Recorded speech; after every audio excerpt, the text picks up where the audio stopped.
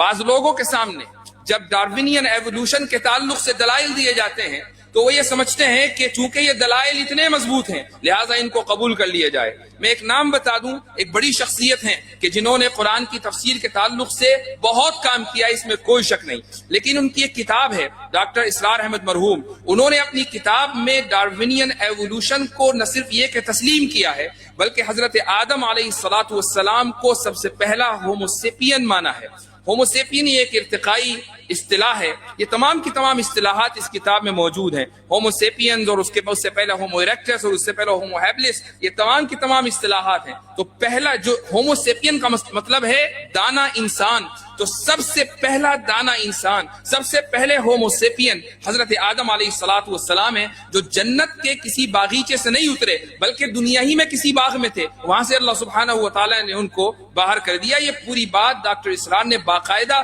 اپنی کتاب میں لکھی ہے اور قرآن کی آیتوں کے اندر تعبیر کر کے انہوں نے نظریہ ارتقاء کو ثابت کیا ہے۔ میں یہ نہیں کہتا کہ اگر کسی شخص سے کہیں ایک جگہ غلطی ہو جائے تو آپ اس کی تمام خدمات کو رد کر دیں، لیکن اگر کہیں غلطی ہوئی ہے تو غلطی کا ادراک اور غلطی کا اس اظہار کرنا یہ بھی ضروری ہے تاکہ دوسرے لوگ متنبہ رہیں۔ اس ملک میں بر صغیر میں تجدید کے بلکہ تجدد کی تحریک کے جو سب سے بڑے رہنما ہیں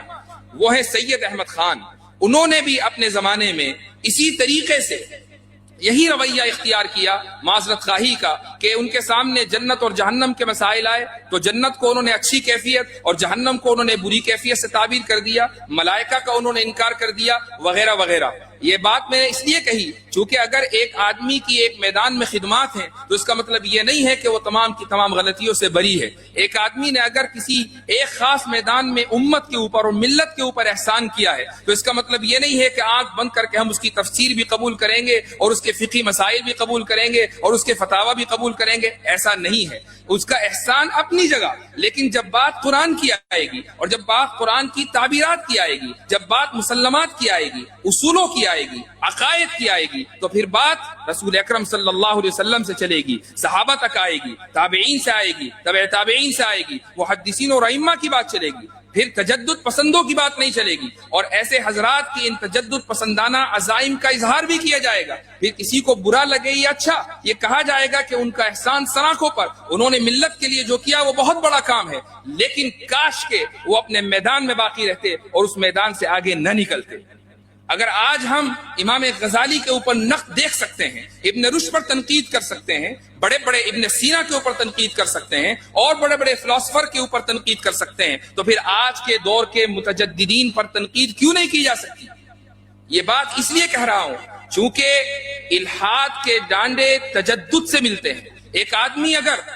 تجدد پسندی کا شکار ہو جاتا ہے، وہ مسلمات کا انکار کرنے لگتا ہے، اگر ایک شخص احادیث کے تعلق سے شکوک و شبہات کے رویے کا شکار ہو جاتا ہے تو الحاد کا راستہ اس کے لیے بالکل صاف ہو جاتا ہے۔ ایسے لوگ کہ جنہوں نے حدیثوں کا انکار کیا، کہ جنہوں نے سلف سے اعتماد ختم کر دیا، ایسے لوگ کہ جنہوں نے سلف کی بیان کردہ تفسیر کو درکنار کر دیا، ایسے لوگ کہ جنہوں نے اپنے آپ کو روایت سے منقطع کر لیا، ایسے لوگوں کی ایک بڑی تعداد آخرکار ملحد بنی ہے۔ آج کا یہ موضوع کتاب کا چونکہ موضوع رد الحاد ہے، اس لیے ان اسباب کا ذکر کرنا بھی ضروری تھا کہ جن کی وجہ سے ایک انسان بڑی تیزی کے ساتھ ملحد بن جاتا ہے۔